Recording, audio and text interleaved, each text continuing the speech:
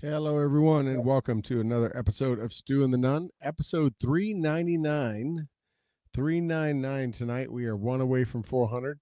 Obviously, we've been way past that. We've been doing shows every week like we want to, but we are at 399, and we are joined by an old friend, longtime guest on the show, and actually very frequent guest host on the show. We haven't had you in here in a while, Mr. Wolf. We'll talk about that, but welcome, buddy. Good to have you back. Thanks, Guy. I really appreciate it, man. It's really good to be back and have the opportunity to come on. Haven't had the chance. No, your previous employer kind of kept you away from us for a little bit, and for those that maybe don't know John's background, he is I guess why don't you tell them and give them a little highlight of your military background so people know if they're new to the show and haven't. 35 years, retired from the U.S. Army and public affairs, Signal Corps, that kind of stuff. The last couple of years been working for Mr. Trump and the second Trump administration. Just left a stint at HHS, Health and Human Services, where I worked with Secretary Kennedy and his staff as a very senior public affairs guy, working with many of the divisions, giving them advice, working with them as they, got started and ramped up after the inauguration last year. So I was most recently at ASPR and at the Secretary's office. Yeah. Now you were in the first Trump administration, you were in HHS too, right? Is that right? Or at the very end, yes. Both FDA and HHS. Right. You worked across both. And so now you're back out into the civilian sector, so we're able to have you on. Obviously working for the government, probably you have to work through the PAO office and probably a lot of other folks. So it's funny, the guy that, I'm the PAO or the public affairs guy, and I'm not the one that's going out and showing the face and stuff. I'm the guy in the background as the secretary and his senior staff does everything. We're the ones that help them set up where they're going, who they're seeing, what they're doing, to tell them, give the messaging out on what their initiatives are. So we're not the ones that's supposed to be on the camera.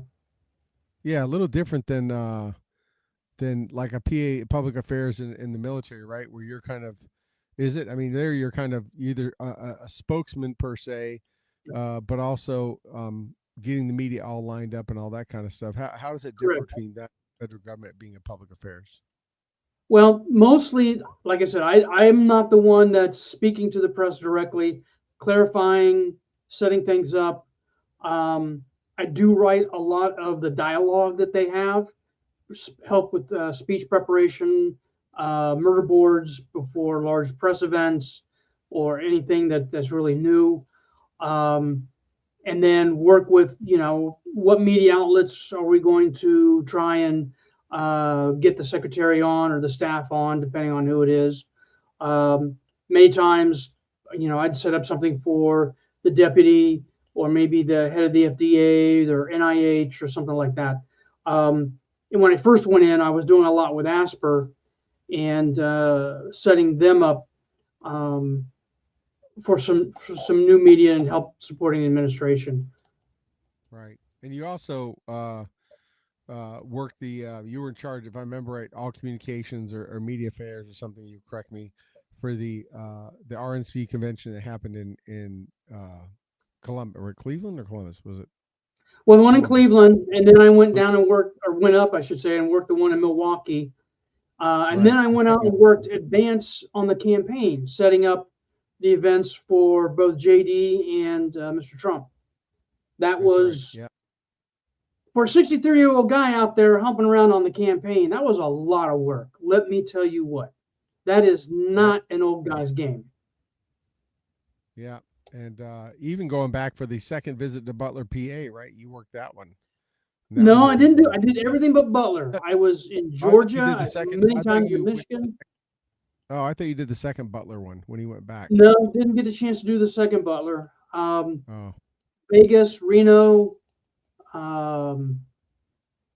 Arizona, Florida a couple of times. Few of them we went down to set up and then they ended up getting canceled, like one in Georgia when the hurricane blew through. Had to cancel that one. And a couple of private events down in Florida. Right. But it was a new adventure every week. Yeah. And they had several teams of you, right? Because you didn't do every one because they were just so fast and furious. I mean, you couldn't, because there were so many days of prep beforehand that they were correct. Just rotating teams to handle different ones, right? That's correct. Yeah, there was somebody, I want to say probably close to 15 teams out there. If you consider they were at a new place every day, and it took almost a week to set up each one of those events. Right. And each one of those events, there were at least 4 of us, sometimes 5, depending on the size of the event and where, to be set up. Yeah. So that takes a lot of people at that tempo. Yeah, and you're coordinating and arranging between a lot of different groups and the logistics. Yeah, crazy. Now, you were at HHS twice in the first administration and this one. Notice any difference notice any difference generally in how the government, the civilian agencies are operating from the first admin to this one? Well, the tempo is a lot different in many of them. Much more focused, much quicker. Get it done now. Which is really good. A lot of people have a hard time adjusting to the pace difference, especially the career folks. They have a hard time believing that they want to go at that pace, but he's not wasting any time, as we see as new initiatives come out all the time. And the other big difference is when I was at HHS before, the focus was solely COVID, nothing else. I worked at Asper. I knew very little of what the overall Asper mission was. When I was there, they were focused solely on getting the pipeline set up for the vaccine as it was being developed. It did not finish while I was there at the end of the administration, but that was their focus. And the rest of HHS, as you well know, working with some of our good friends, Mr. Caputo and others, all we could do was focus on COVID. Right. I didn't think about that. Yeah, when you were there, that was pretty much the focus of it. But you did bring up the pace, which is interesting, right? It made me think of something.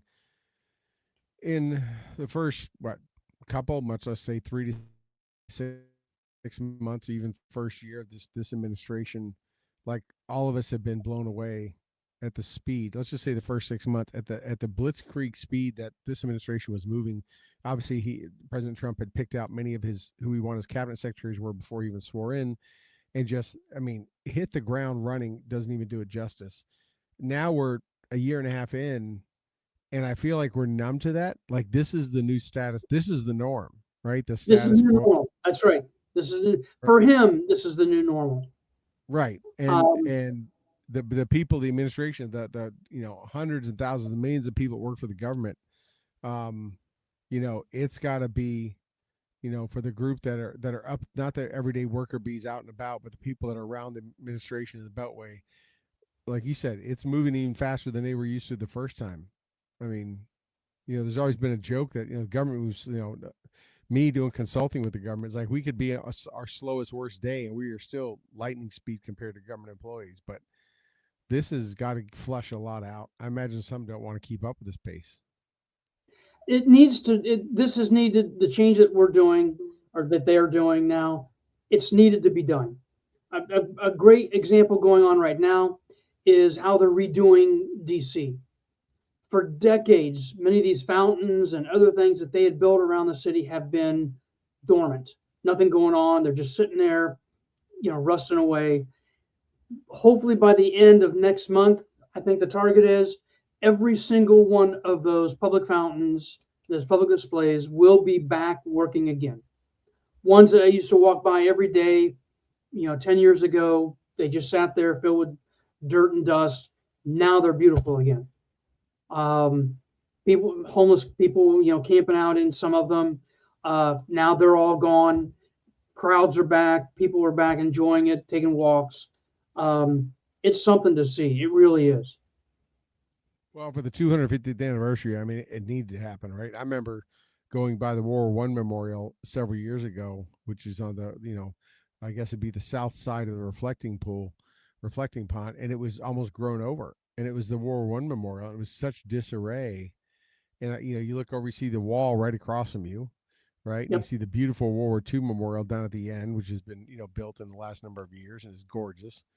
And it's like, this was the First World War, and it was like, wasn't even an afterthought. And I know during the last Trump administration, they were starting to work on that. I'm assuming they got done with that, but I know they were working on it. Glad to see it. I just stumbled across it one time. I was like, oh, I wonder what this one is. I was just walking by when I was working there, and I was like, holy crap, this is the World War I Memorial. Like the guys that fought in that way they would be so upset if they saw this, and I hear they painted the bottom of the reflecting pond, and they got all that stuff going. Yeah, a lot of the things they've been doing in preparation, like back in the February time period, they used the Washington Monument as a display, to set it up, and they lit it up, and they had a display that, went across the memorial. It was unbelievable, to see this and what they could do with it. And that was just a beginning. That's what, in fact, I think they used that as the kickoff for America 250. Troy, can I ask a question here? They do on it, the laser light show they do on it. Yep, right. Yeah. How old were you in '76? Can I ask? Oh, I was 7 years old, living in Panama. In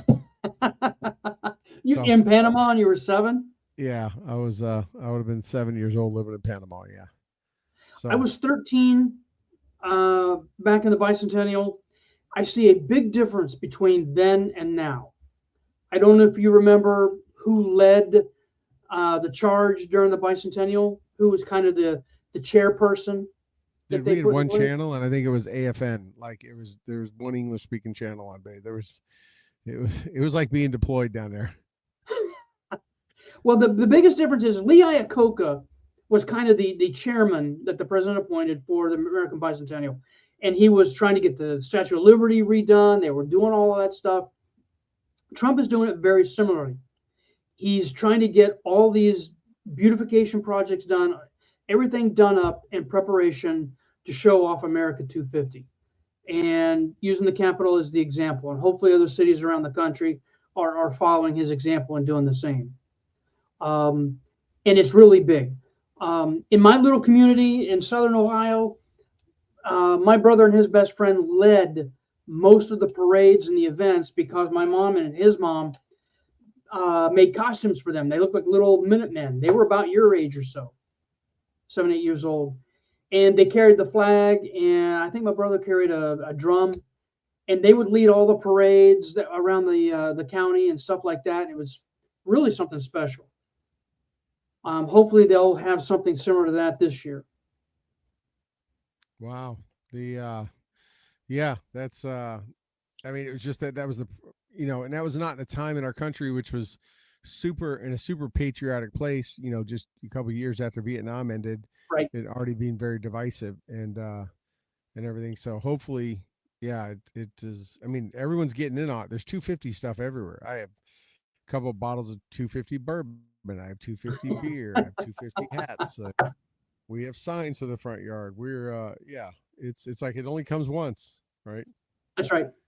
I just got a new pair of 250 cowboy boots, actually, Ariat cowboy boots. So I mean, it is it's your one time to do it. So, but yeah, so yeah, just it made me think like the speed though of just how fast, and it made me think to Yes. go back to that of like when the next administration comes, no matter who it is, Vance, Rubio, Democrat, whatever. I don't, someone put up a post recently said, politicians may come and go, but there's only ever going to be one President Trump. And even if it's Vance and Rubio on a ticket and they win the next one, I still don't think we're going to see things. They'll probably move quick because they'll be used to the cadence. But, following administrations, I think will just look boring as crap compared to this one because of just the speed and the efficiency. It's just done. Everything that he sets out to do, he wants results. Yep. That's all he cares about is let's get results. Let's get it done. Yep. What have you done for your country lately? It's kind of his mantra. Right. Right. No, that's awesome. He, like I say, we all know he only had to, at the minimum he had to the midterms, which are November this year, to get as much done as possible. Hopefully it can go a lot longer, but he did not mess around thinking that he had time to get his agenda in, as many can testify to, like Maduro or every leader in Iran or anyone else, that he has made things happen, as he said. But hey, so glad you're back with us. Glad you're able to talk. I do want to talk about your new roles as COO and Chief of Staff of you got to say it for me again. Noticias? Just Noticias. Oh, it's just Noticias. Just Noticias. That's the name of it. Oh, It's like just the news, only in Spanish. gotcha. Spanglish, let's put it. Yeah. The so how this come about? What is this? What is Just Noticias doing? What are you guys? I mean, I know you've been busy, you've been on the road. I can give you some teasers on this. Yeah. I can't break a lot of stuff just yet. But we're a TV media production company working with John Solomon on, Just the News Network. He's got a lot of very exciting things coming up for his work. We are sort of an offshoot partner, subunit of what he's got going on. And we're working with some agencies bringing up a new program. We've got some crews out west right now. We just left down south. We were previously in Texas and before that in Tennessee. And we've got a new program that we're going to be hopefully launching within the next couple of weeks for our inaugural series of the program. And then it's going to be big. It's going to be very big. You have played around the Spanish speaking networks for a while. Yes, quite a bit from previously Americano networks, and then now something very similar. We will have a Spanish language network up here very, very shortly. That's being finalized now. And it will not be all Spanish, but it will be at least 50%. We'll call it a Spanglish network. Again, it's bringing the Spanish-speaking audience, giving them a more centrist view rather than the very left-leaning other networks that are out there like Univision or Telemundo or some of the others. Right. Now, is this something you came up with and started and went for, or is it just from your past experience? You're like, hey, you worked on these other things. Come join us. I mean, how did you get into this? What made you decide to leave the government service again and go do this? Basically because they really, really wanted my skills in helping to organize the staff and keep things rolling along, um, and bring some expertise and some ability to connect with some of the political sides as we go forward with this. Uh, my Rolodex is fairly large these days, and being able to reach out and touch some people and get some advice or get some work or have guests, that kind of thing, I can bring them along.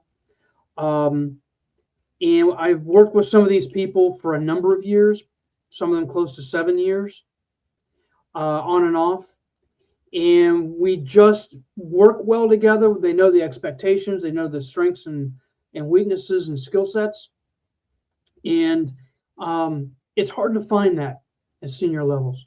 Mm-hmm. So now we're putting all this together. This was an idea that germinated probably about 3 years ago, and didn't, because Americano went away, didn't have a way to get it into place. Now we do.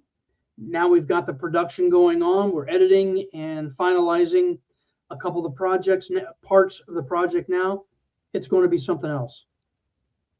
So where is he going to be the outlet that people can watch stuff and see? Is it going to be online only or through one of the stations? It's probably going to be initially online on a new network.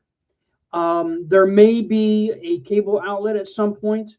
I don't see that as being, predominant at all. I know that we've got many other networks that are, vying for this if we're wanting to go their route. I won't name any of them, but everybody uses all of them, that would love to have this program. But right now, what we're trying to push forward is just getting the first 2 or 3 episodes in the can, and then we can look at how we can do that. Is there going to But be this new network that's coming up is probably going to be the way we do it, and a new app, free app. Okay. Is it going to be like news broadcasting kind of news, or just like specials and investigative series or something like that? I mean, is it going to be? Or just It's actually going to be. Or are you going to have like? It's going to be a primary channel with some subs, including the Spanish network, that will boost and go along with what the main channel is doing. Beyond that, not ready to say yet, because it's really getting focused down right now. That's the fun part of this. John Solomon's ideas on this are legend, and he's got a lot of support from a lot of people in order to get this done. Nice. So, when do you think you'll start seeing roughly the dates? You guys got a quarter picked yet, or this year? Within the next month. Oh wow! Everything launching within the next month. Yep. Okay, and then I'm sure huge press releases and marketing and all that kind of stuff will follow. All that. Yep. I'll come on and talk about it. I'll give you snippets if you want to share it with people. Get you some very distinguished guests. Oh, good.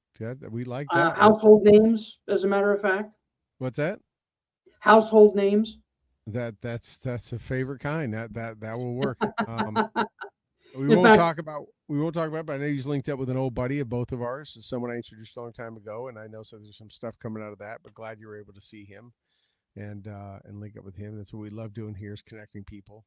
And we just had Rob was just able to go to Scott Mann's latest show. Mm-hmm. His play was able to see that and helped really do a lot for him in Hot Springs and stuff like that. So, it's all about just making connections. And sometimes we, as you've been guest hosting on here too, we just talk to people afterwards. Like, we need to give you this person's number, or you need to talk to them. So, there's one name I'm going to try and get you that will be involved in this, that has not been on a series for quite some time, that's coming back to series television with another special guest. and I'll see if I can line that up for you. You'll be very shocked at who this is. That is awesome. Well, so far, no one's been able to outdo Donald Rumsfeld. We had him on a number of years ago. So I still count that as our biggest name.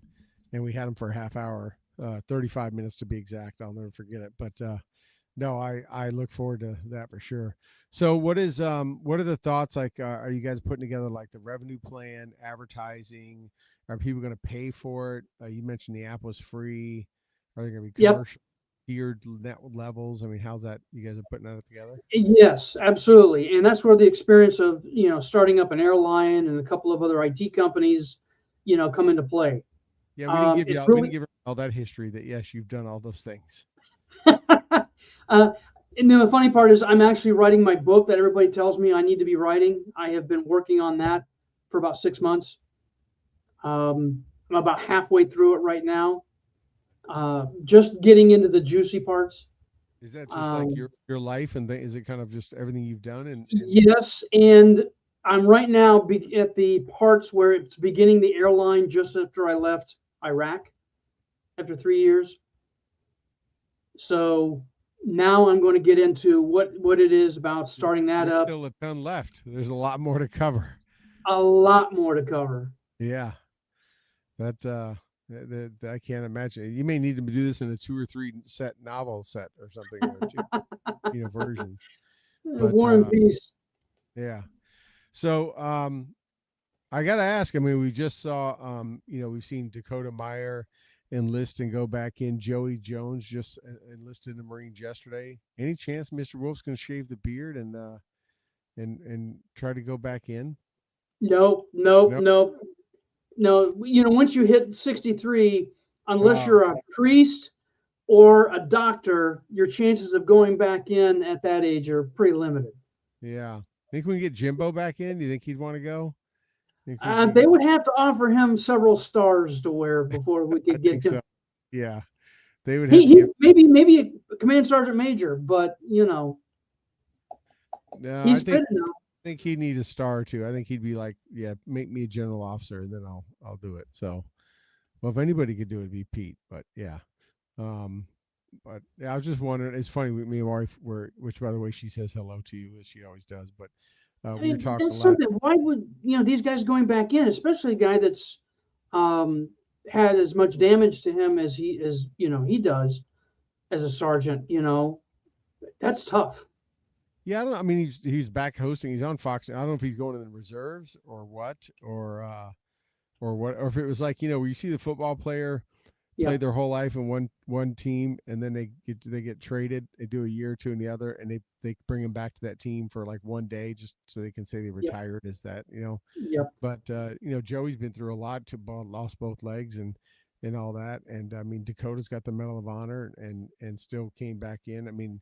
Yeah, Craig Morgan, someone I like to refer to as a friend. We've had on the show a number of times. He accomplished performing artist, singer. I mean, he was in Just Cause and he enlisted, went back in, and he's I think a CW2 now. He was a fister. He was an NCO fister. He was an FO in Just Cause, and he and I know served with a lot of the same people, and he went back in, and so I don't know. I mean, it's I'm not sure why Joey's doing it. Obviously, he's bringing a lot of maybe it's part of the recruiting stuff. Maybe it's yeah. speaking circuit and that kind of stuff. But I mean, he's not going to be out there diffusing bombs anymore. That's for sure. Um, I don't. It's not unheard of. If you remember back in World War II, a lot of the older guys would do the stuff stateside, at the recruiting depots, the training camps, and stuff like that, while the more fit people were sent overseas and done into the campaigns. That way, they didn't have to, rely on their best guys staying back here in the support roles. If they wanted me to come back in and manage a basic training company or something, I had no problem. Right. Well, Rob just put up that he is a reservist and he's going to be working in the Pentagon doing EOD policy work. So um, at least he's applying those skills and things, and not just out trying to raise war bonds or something like that. Doing the recruiting circuit. But yeah, that's so. Where does Do you think this is going off? You got a lot of big guests. Things are lining up. Are you guys establishing series? Are you guys still Yep. trying to build this? Are you gonna do like investigative kind of work, and that's gonna be its own special thing, and the other one's gonna cover pop Nothing so much culture? investigative. Nothing so much investigative. Um, I will say that there will be two parts to this, the way we've got it planned right now. If you remember, The Walking Dead had a companion series called The Talking Dead. And Right. we plan to have something similar that will talk about the episodes that we do produce and send out, the primary shows. And Right. then after that, we will, probably add some other things to it and broaden the scope a little bit of what it is. And then I do know that there have been other attempts at doing this show that have not made it by other people, but we were the first ones to so far make it successful. Okay. Are you going to be on the front side of the camera? Or are you going to be behind the scenes mostly? Are you going to? No, I am strictly, we've got the face for newsprint, uh, definitely And not the guy in front of the camera or the microphone. a non and typical podcast with no video, right? You got a face for that. But Yeah, I don't have the ability to start up and maintain my own podcast, but I'll be happy to come on and and help do ones as needed. well, you've Too, kind I of got too much time doing other stuff. you've helped out here many times for sure. Are you going to be able to do a lot of this from home, or is it going to catch you on the road a lot? Are you going to be traveling and A little trying to? bit, a little bit. I just returned from Fort Lauderdale. Um, Maybe heading up in the Northeast here in a couple of weeks, um, depending on what the needs are for the production. Right, right. Um, if people need some help, or I need to meet with key people based on what we're doing, we'll go make that happen. But right Okay. now, my job is just keeping the staff and the production going. All right. You're like the first arm behind the scenes there. You're keeping beans and bullets going. So and Yeah, I work with the finance guy. I work with the production people, the producers, the crafts people, making sure that everybody is taking care of what they need to do. hence the COO, which I knew you'd be CEO, but I know you're probably wearing a lot of hats. That's why I wasn't sure if I'd see you with the mic in front of your hand and be like, this is Mr. Wolf on the scene. And but, If he's um, walking on set, you better be busy. yeah, that's it. Yeah. So, all right. Anything else about? I want to jump back into another topic and some of the government and politics stuff, current events. But anything else on the network? Anything you would like people to know that I haven't asked about? I will give you some hints here real quick. I picked up some coins while I was down south. Yeah. This is one of them. But Hmm. what's unique about this one is this came from the group, and they were at the inaugural. These were all given to the guys Oh, that the were at the troopers that were inauguration. that were helping out Yep, there. yep. And then this one, I don't think you've seen anything quite like this one. I've never seen anybody in law enforcement have one like this. Nope. I gotta And see. this thing is as intricate as anything I have ever seen. That's got a lot of detail in it. A Tobacco coin. lot, and it's very heavy. What? But What's a tobacco? but it's it's basically like their ATF Their or ATF. Okay. yeah. Gotcha. But Okay. the guys like Jimbo, I don't know. They're just a special breed, as we both know. Yeah. And this guy brought out one on his own coin. The detail on this one That's is incredible, and it literally feels like a manhole cover. oh yeah. So Sergeant Major's coin from 3rd to the 20th group.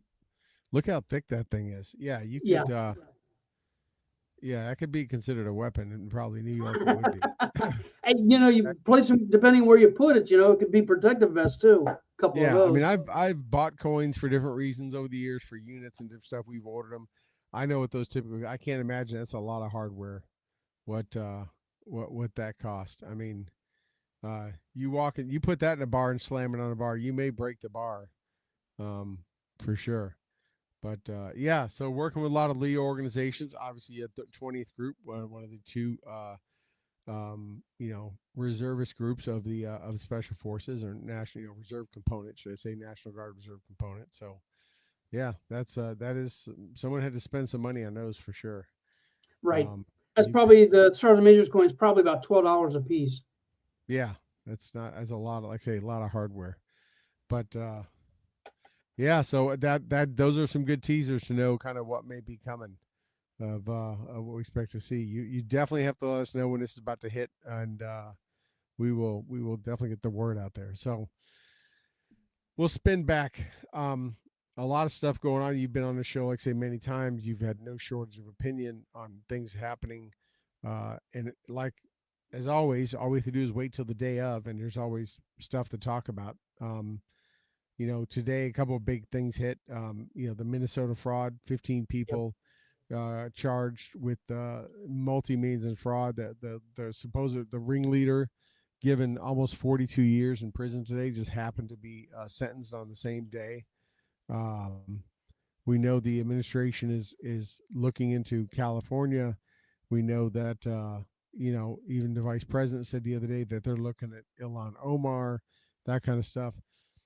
Um, I think one thing people are missing, if they weren't paying attention to how this all initiated, was literally by a backpack journalist, right?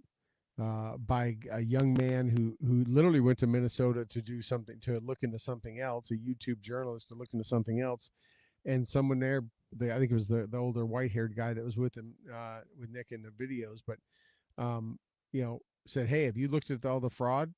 And Yep. he put a video together for roughly 3 or 4 hours, going around all over Minneapolis highlighting it, and look what we have now. I mean, that all started not from a big news studio, not from a huge investigative journalist team. It's from a young guy with an iPhone. As a PAO officer, what does that tell you on how things are changing and the impact of backpack journalism, and just Citizen the journalist. yeah. Citizen, and I think the best is yet to come. Um, I do know that as I left the administration, I did drop some paperwork off into the Secretary's department on an initiative just like that, similar to Doge, definitely working along the likes of what's going on in Minneapolis with a group that once it comes out, it is going to explode. Um, I left them with some information and some contacts and the ability to bring out what is this group is doing to America and what they've been representing, and prevent them from exploiting the U.S. again. Um, I've been told that it has made a huge impact within the agency, and that was a hell of a way to step away. Is here. This is what you guys need to focus on. Here it is. Let me know if you need me. Um, and it will be something very big at HHS. I think that there may be a huge surprise coming in California eventually. I don't think they're ready to deal with the size of the fraud that may be in place in California. We've seen some of the teasing out of LA County and some of the others, but I think they're kind of lining their ducks up. That is going to be another explosion in California, looking at the amount of fraud that's just in some of the counties over there, easily equal to what's in the whole state of Minneapolis, or whole state of Minnesota. It's scary in the fact that, and I don't know what, scary is not even the right term. It's also sickening and everything else, that they're saying in Minneapolis they're just scratching the surface, right? And they went deeper there than anywhere else. We have California, there's Ohio, and look, we all know anywhere else, that is any other state or city that relies so heavily on entitlements and handouts and have no oversight and control. You could pick Baltimore, any part of New York, right? Anything like that, Chicago, uh, Michigan. Michigan, right? There's it's ripe for there's more of this. And the amounts are stacked. I mean, none of us can even imagine what $1 million looks like. But when you talk tens of millions of dollars, and these people were just doing this unmolested, no one even looking at them or whatever. And they just must have been looking at the American people, the American taxpayer, like the biggest fools in the world, because they were literally robbing us. I mean, I saw it today. They were going to, elderly people saying, "Hey, would you like home health care?" And they're like, "Yeah, I could use it," blah blah. And they signed them up, and it never came, and people died in their homes. Autistic children, now they've canceled some of the programs, and kids that really have autism can't get help because the programs got so fraudulent and so corrupt. They The just money shut has them. gone to the places that don't help. Right. It just, I mean, I think this is going to be bigger than probably bigger than we'll ever actually find out. And they'll ever, but hopefully they don't stop the hunt for some of this and they really dig into it. But I think it's just going to be so much more that it's going to shock the American people about how much where they're. I mean, it's one thing you write that tax check and you go, oh, it's going to a $500 hammer or whatever. That's nothing compared to this. These are non-U.S. citizens that are just robbing us by the millions. But it goes really deep because we hear about the misacquisition of these funds, right? Claims about helping disabled or whatever, and they didn't. There were no disabled people to help. They just took the money. Take that to the next logical step, second, third order of effects. They now have tax implications that I'm almost guaranteeing they did not pile much on those. So not only are they going to have to deal with the fraud part of it, but the IRS will be right back on top of them saying, you know what? I don't think you claimed all these funds here properly. This isn't done by a long shot. This will be years in getting unwound. Yeah, I think so. And it's I mean, and just like say what came out today, 42 years for the one lady. Apparently a lot of the Somalis that were stealing and have been charged. I guess they've convicted about 60 something people so far. And I'm assuming obviously all different levels. Um, they've already convicted and have in jail. They're just, and again, they're still considering this scratching the surface. Um, and what they're going to find in other places. But to see all that today, uh, when some people are complaining, yes, gas prices are up, and there's different things that costs that are going on and stuff. But it's like, yeah, these are. I mean, that's costing people a little bit of money, just like anything else when inflation kicks in. But this is just literally you were just handing your check over to somebody that you know that even if it wasn't even for a purpose, maybe that was partially good, but literally was just being dumped in the pockets of people and being sent possibly overseas and back to other Yeah, territories. yes, correct. And some of it funding, opposition candidates, if you know what I mean. Right. This is chipping away at the base for them. The contributors, it might have been small amounts, but it would have been, often. And every little bit of that is not sent their way, that was fraudulently acquired, that's just that much more that they've got to make up, and they're not going to see again. Right. Right. And they're never going to recover this. This is just this money's No, been right. It's we're not going it's to like get the USAID money; it's gone. right. Right. That's not going to be around next election cycle. Do you think that that's going to be a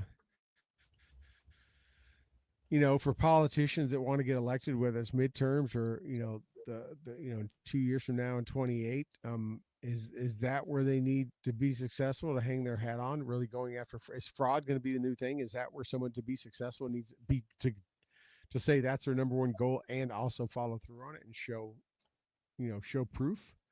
Because Yep. this, I think, as the more the American people learn more and more, they're going to be just more and more sick about this whole thing. I think they're going to get frustrated. I think the elections that we just saw in Georgia and Kentucky, if you saw how they come out, people are just sick of those not delivering and making insane promises or trying to do things that just aren't conducive to a good society. They're tired of it. They don't want to listen to lies no more. Right. Right. Yeah, it's that, and then of course the other big thing right now in the news is obviously the what's going on with the war in Iran, the temporary pause. The president is out there. I mean, no doubt, and has been before, and still to this day and forever, probably the most transparent, open president we've ever had. I was literally saying, "Yeah, we were an hour away. I canceled at the last second. Now he's back on like maybe Friday, maybe Saturday. I mean, he's not even worried about semi communicating when an attack may start back up. But I wonder, you know, I don't know the constitutionality of it. Maybe you do, but the 60 days or so has passed, right? To do military action without going to Congress for war clause, or to declare war, which by the way hasn't been done since 1941. That was the last time this country's declared war on anybody, just in case anyone didn't know. But can you just go back and reset the 60-day clock? Is that how that works? Do you know? I think that's what they're counting on, is resetting the, because that there's been a ceasefire, and that if they push it to where Iran is violating that ceasefire, that it resets the clock. One thing that I've noticed that has not been out there lately is about a week ago, if you recall, the leaking of some of the tankers and some of the Carg Island locations where they were spilling oil. Haven't seen anything come out on that one. That, I don't know. Did it dry up? Did they find a way to stop it leaking, or what's going on with that? I don't think. I think they were trying to put that out there to say, "Hey, we got to stop bombing these guys, or we got to leave them alone because it's going to be a environmental catastrophe."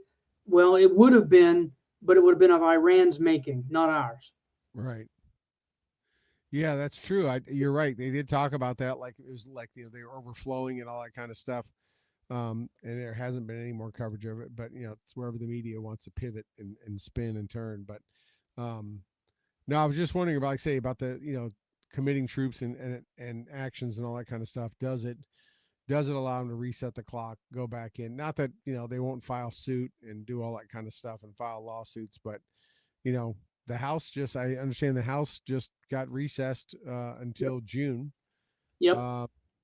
So there's pretty much, I think I don't know when the Senate's going home or what they're doing, but he's got an open set to finish this off, and maybe starts on Memorial Day, and or this weekend, and then I'm sure his goal would be have it wrapped up tidy by July 4th. What better way at 250 than have the war be ended and won, or if you want to call it a war, it's pretty one-sided, but I'm pretty convinced that they know where all the players are located, and that if they have to go back in, it will be very violent and very short. They're just going to do away with anybody that has been blocking making a deal, that has not been willing to negotiate openly. I think those people are done, and those voices will cease, and whoever's left will be the ones that will be representing Iran, and that's all they're going to deal with. Well, if we can find a down pilot in the middle of the mountains in Iran by his heartbeat from space, we probably surely know where all those folks are. And one thing I've learned about this president from watching him all his time, both administrations and between, is that he doesn't bluster and bluff. I mean, when he says something's going to happen, it's and it executes. It's happening that way, if not more. So when he says, like, if we hit him, we are wiping out that country, right? I think he's done his best to save their infrastructure. He doesn't want to penalize the Iranian people, but I think when he talks about what he's going to do and how this is going to be conducted, you can pretty much bank on that's the way it's going to happen, if not even more so. He talks big, but he delivers big too. Right. And that's just the bombast or whatever. That's the New Yorker in him. I've never met a New Yorker that wasn't that way, in some way, but he delivers. And I think right now the next shaking boots are those in Cuba. Now that they've indicted, Raul Castro, he's got to be wondering, am I the next Maduro, or does somebody here the next Maduro? They better be taking every precaution. I'm sure they are, because their time is extremely limited. Well, Maduro's closest guards were all Cubans that were around him, and they were all sent back in boxes.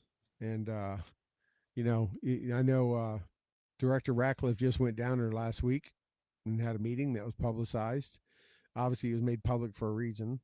That he had the meeting. Nothing was talked about, and then we did the. Then we charged the Castro, Raul Castro. So yeah, you and I both know there are conversations that are happening, that are saying we'll let you save face or you'll do this or whatever. But it's, um, yeah, there's Venezuela, Iran, Cuba.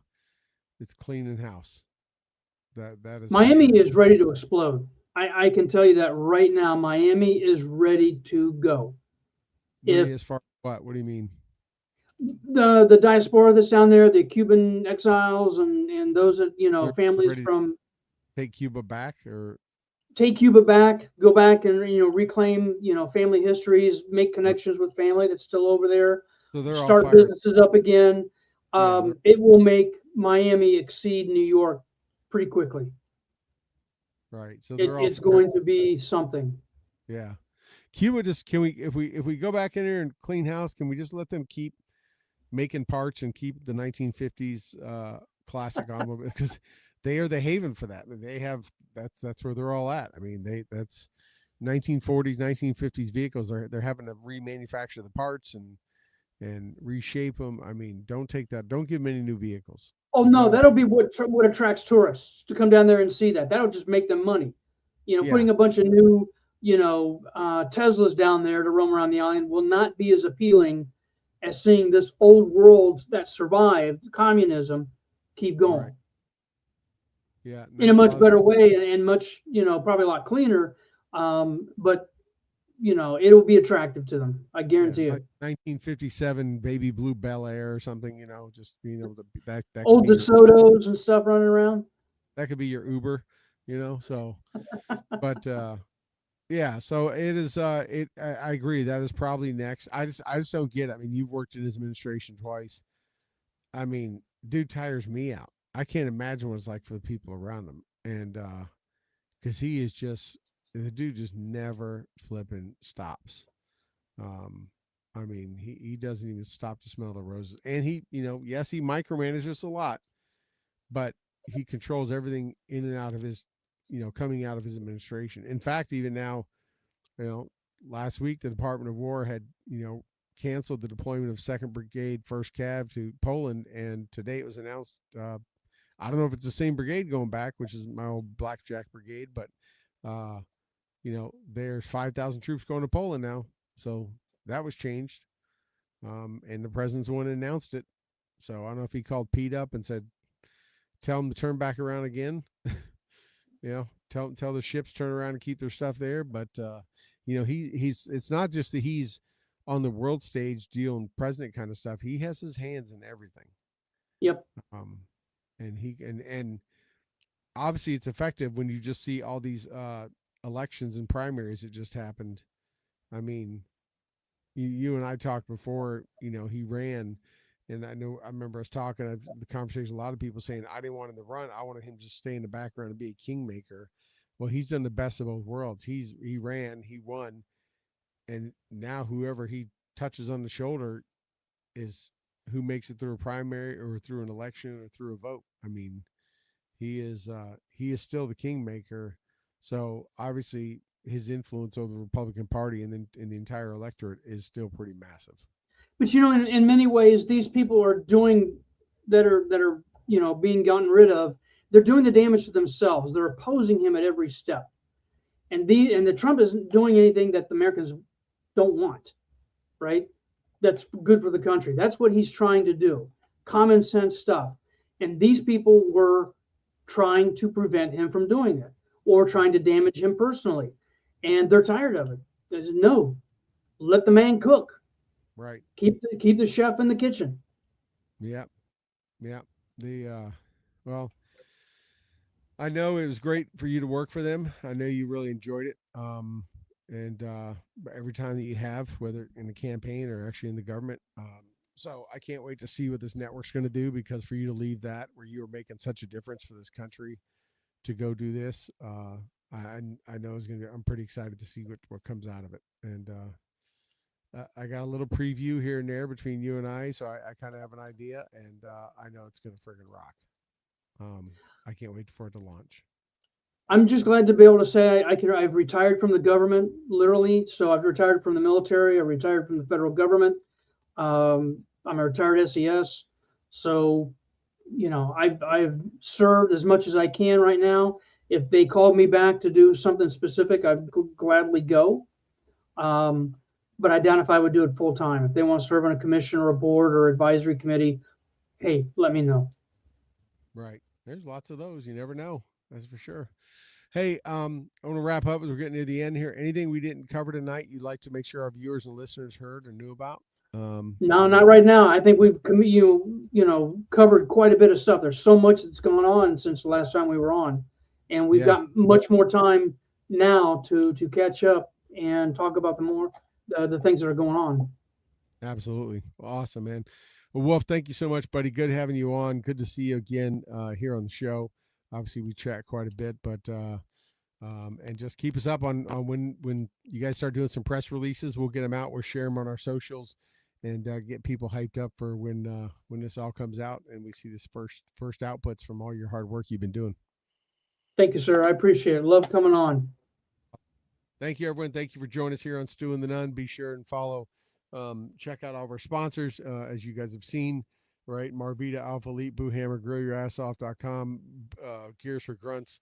Make sure you check out GrillYourAssOff.com/Stu and the Nunn. Get 15%.